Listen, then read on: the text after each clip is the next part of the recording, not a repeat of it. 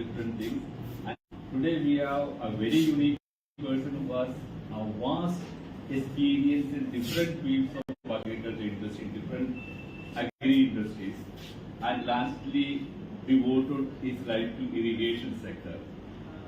The plus point with Jaiswal is that he is not only the MD of an organization but also he is the vice president of the association. So we are sure we will be able to understand the pulse of what is happening in the irrigation sector today in a big way. And he is a known person. See, I really find him many of the conferences anywhere he is a speaker and he has got a real in-depth knowledge what is happening in the sector, in the domain, the agri domain. So we are really privileged to have him here today, and I'm sure the interaction with him will also help us to understand more about the irrigation industry, and he has a global perspective because he worked with a globally known, one of the biggest irrigation company. So that will give a lot of input to us, and I'm very sure today we'll have a very interesting interactive section with him after this program also.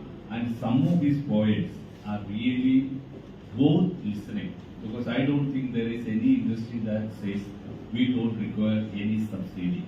Just imagine an organization bluntly tell on open, we wish these practices to be reduced or limited to a minimum, but we are ready to even better without that. So like that, lot of unique things that can actually change the face of agriculture. He is getting that type of things. So let us listen to him. We welcome you, sir. Please.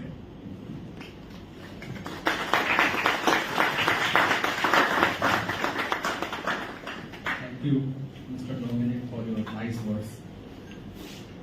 And lovely film which you have shown to me, and eye-opener for me, what Krishi Jagran has been. I take this opportunity that KJ at KJ, Kaushal, Jaiswal at Krishi Jagran. Right? So, good coincidence. And firstly, let me tell you, tell me, do you want me to talk in English or you want me to talk in Hindi? I'm okay with both the languages. Other than this, I don't know. We love to have a cocktail. Okay. Fine enough. नवरात्रे चल रहे हैं तो mocktail से काम चला लेते हैं. Cocktail कभी कर लेंगे हम कभी. Look, I am here and I am representing industry, micro irrigation industry, and which is known facts, the globally known facts about that. Water is a limited resource available in this globe, particularly the fresh water, right? And without fresh water, it's difficult to survive. That's fact of life. And in India, the total consumption of whatever the fresh water we consume, out of that, 85% is consumed in agriculture, in irrigation. Around 9% in industry, 4-5% in domestic use. This is the breakup of the water consumption, fresh water consumption. India is the second largest arable land in the world. Almost 9% of the global arable land is in India. And we have only 4% of the fresh water available. It's not that the fresh water is not there. We have a huge precipitation, huge rainfall, but we are unable to conserve that, unable to store that, and unable to use that. So there are mix of the things, some at the policy level, some at the individual levels, some at the society levels. All three stakeholders need to come together to find a sustainable solution for the optimal use of the water. I am not saying the minimal use of the water, I am saying optimal use of it. If we are able to do that, it's a very, very bright future for all of us. Otherwise, it's going to be very, very difficult to sustain the level of agriculture and level of food production and level of horticulture production in this country. Without water, as of now, no technology has come. hopefully in future, if the technology comes, and the technology is coming, if you can generate and mix the hydrogen and oxygen and create a water and do the irrigation, that's perfectly alright for me. But as of now, you need to be dependent on the water. So how to do that? And why we are pushing for the adoption of the micro irrigation? It's not like that. It's a known fact that micro irrigation is save water. That's a known fact, no doubt about that. But what I say is, no, you don't adopt micro irrigation only because we save water. You adopt micro irrigation, and the farmer should adopt micro irrigation because it helps him in increasing his or her income, his ease of doing farming, improvement in livelihoods. How? If you use micro irrigation as a system, you can save a lot in fertilizer consumption. You know the government of India is spending almost 2 lakh crores as a fertilizer subsidy. Number one, it's not only 2 lakh crores. The kind of chemicals going into the fields, I'm only talking about the chemical fertilizers, going into the fields, polluting your water tables, affecting your soil health, and drain on your pocket. Both. Your nutrient use efficiency, whatever we are using, and particularly if you talk about the urea, is almost 50% or 45 to 50%. How the urea which we apply to the field through broadcasting method, half of it is reaches down, half of it is goes into the air through evapotranspiration, and only 40 to 45% is available to the plants. But the same urea, which is the highest water soluble fertilizer, the water solubility of urea is the highest. If you apply through micro irrigation system, the nutrient use efficiency or the fertilizer use efficiency increases to almost 95% to 98% because it reaches directly to the root zone where it is required and uptake is done by the plant. So only by using micro irrigation you can use of urea by half. Similar is the case of other fertilizers, barring few, where we cannot use every fertilizer through micro irrigation, but you can definitely use MAP, NKP, potassium nitrate, all those fertilizers, those who are the water soluble in nature, and reduce the consumption of fertilizer without having any impact on your yield or income.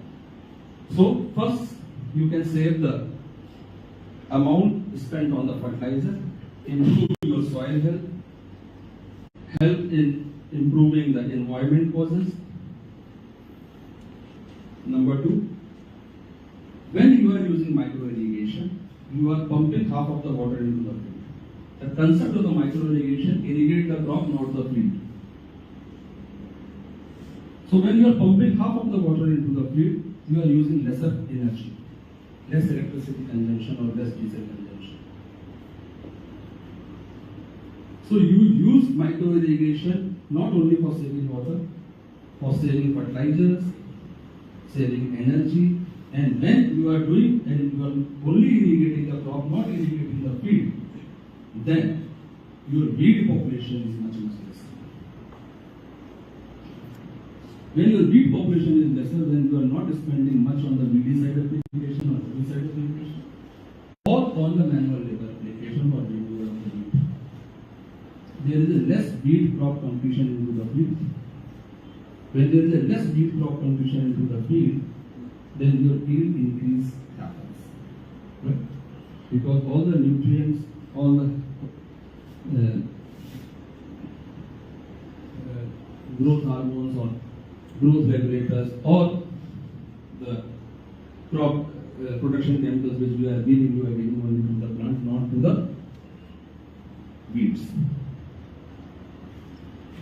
you are saving on fertilizer, you are saving on energy, you are saving on labor cost, you are saving on herbicide application. Plus, when you are using the right amount of the water at the right time at the right place, you are helping the crop to grow much better.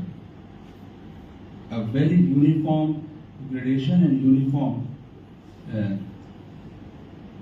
say fruit size or yield, and you are getting a better price into the market. Yes, we do save water also.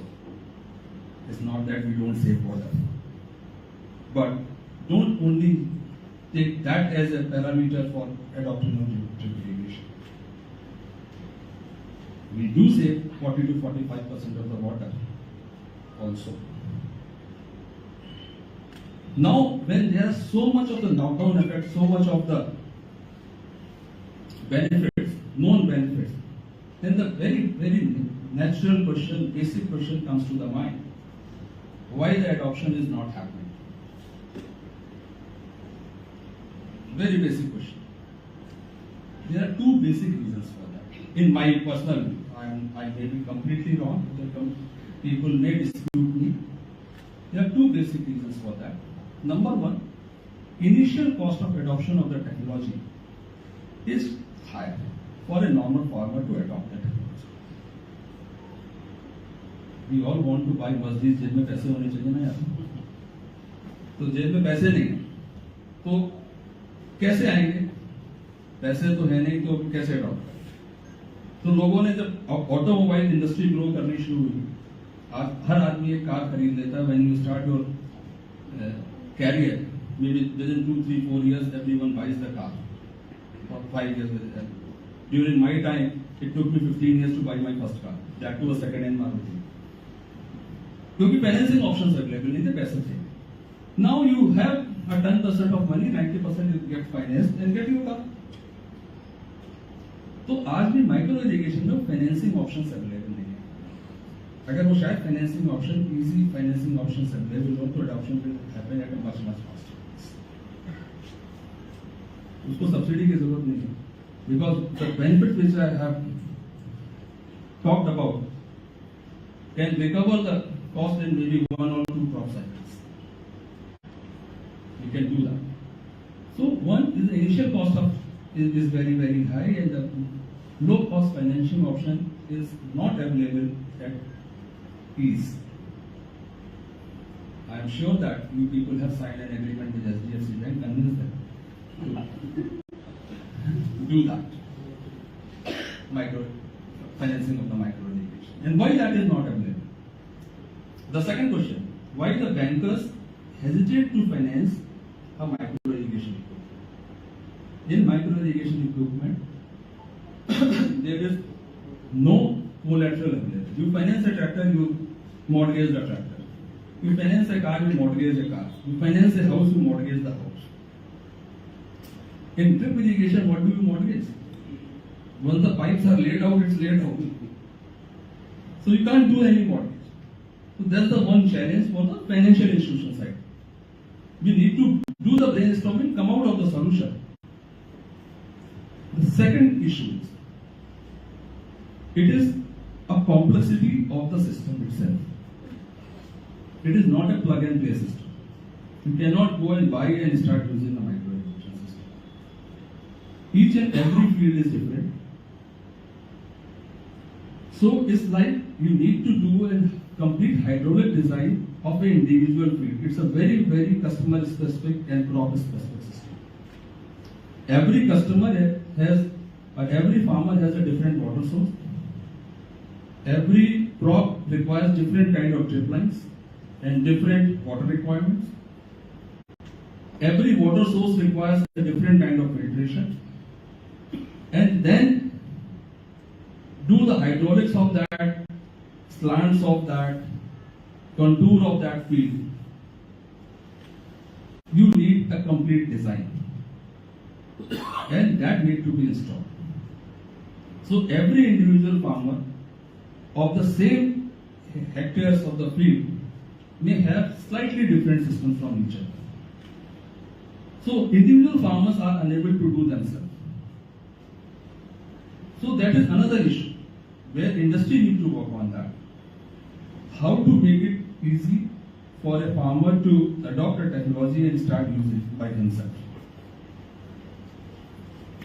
So these complexities are there. Initial cost is there. So these are the two factors which are creating an stumbling block for the faster adoption of it. Let's come to the India. India is the world's largest micro irrigation market despite everything. You know, in the last 7 years or 6 years from the Prime Minister Pradhan Mantri Krishi Sinchai Yojana, which started in 2015, the total adoption has been almost 1 million hectares per year. And the government has been supportive about this scheme since 1992, when the first scheme was launched on the support of plastic culture in agriculture kind of thing. And then from 2003 there was a committee was formed under the chairmanship of Sri Chandrababu Naidu, ex-Chief Minister of Andhra Pradesh. They sent a recommendation, and from there the government has been supporting it, supporting the farmers, promoting it in adoption of drip irrigation. But despite all that support, the adoption has a limitation. Limitations in two ways. Number one, the capability of the industry also to do that much of installation or do that much of production. Each and every field need to be installed.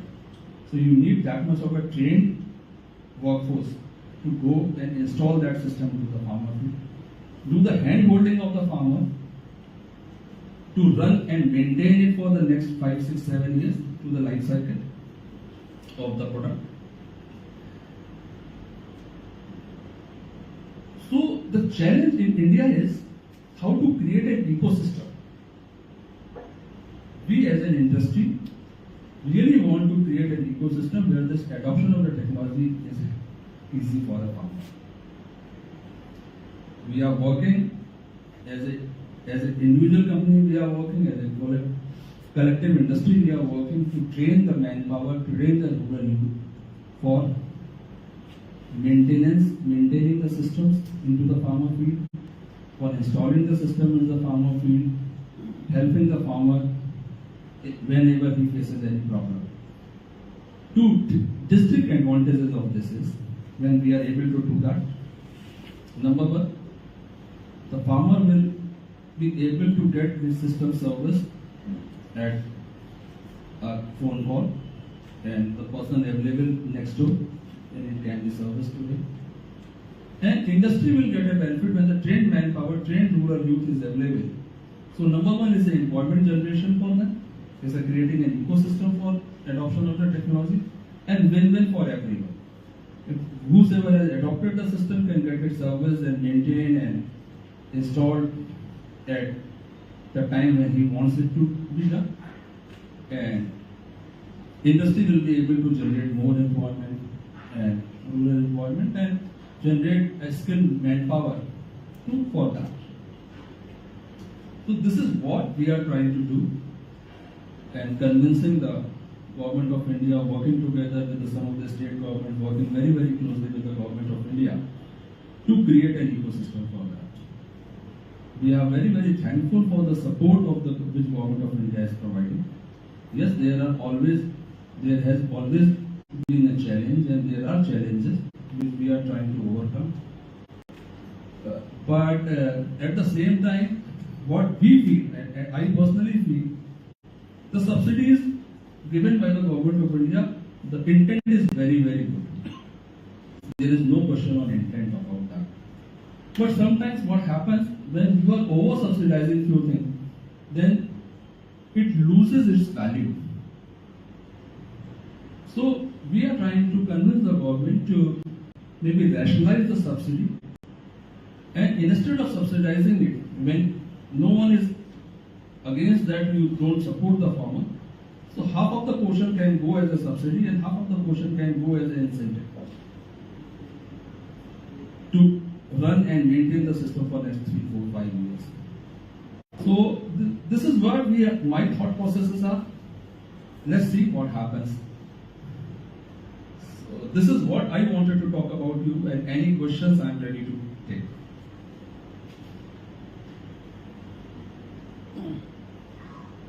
I think you raised a very valid point, if I may ask, like, you've given amazing benefits of this, and like you just said, I was also thinking you just started an MOU with HDFC and we can probably talk about it. But really, with you talking about the benefits of it, government supporting. When government is supporting, it's not happening. It's like it's a mismatch, sir. Because if government is actually supporting, then it's bound to happen.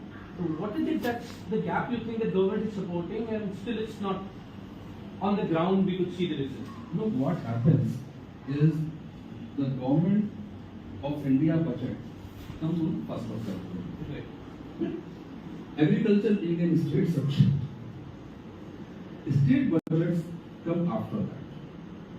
Then there are n number of processes in the government system to get an approval, maybe state level sanctioning committee and all those happens, and it takes time. And generally we miss the bus into the first 3 months of the season, particularly Kharif season. When the government is supporting, what I see, a farmer should be able to get it as and when required. But in most of the states, the government schemes are not very clear during April and May, and particularly sometimes 15th of June, and after that monsoon happens. So if you miss the season, then you will come back to the next season, and next season is again April, May and June. You will again miss that. So this is a vicious cycle which we need to overcome. If I just may ask, which states are better than the other one which you think have adopted? Are the states ahead of other states? The adoption has happened quite good in Gujarat.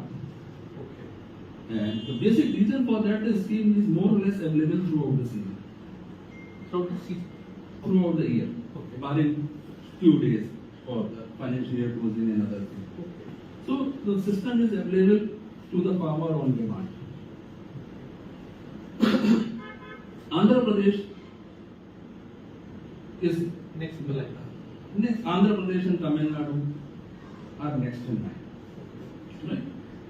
Maharashtra, the dependence of the farmer is much lesser on the government, so that they have adopted a technologies sometimes with the government support, sometimes without government support also. So these are the states which are little ahead. Others need to follow. That's what it is. Thank you so much. So I think we'll have the discussion after. Yeah, that's what. I think we should leave some questions for the show, sir. So I'm very open to answer any question, any query which you in your mind. We'll have it later, sir. We want to the show, sir.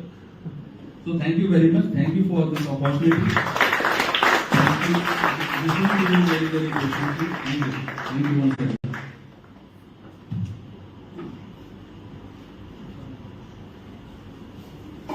Thank you so much for your valuable insights, sir. On behalf of Krishi Jagran, I thank Mr. Jaiswal for taking time out from his busy schedule to come talk to the KJ team. Thank you so much, sir. We would now like to wrap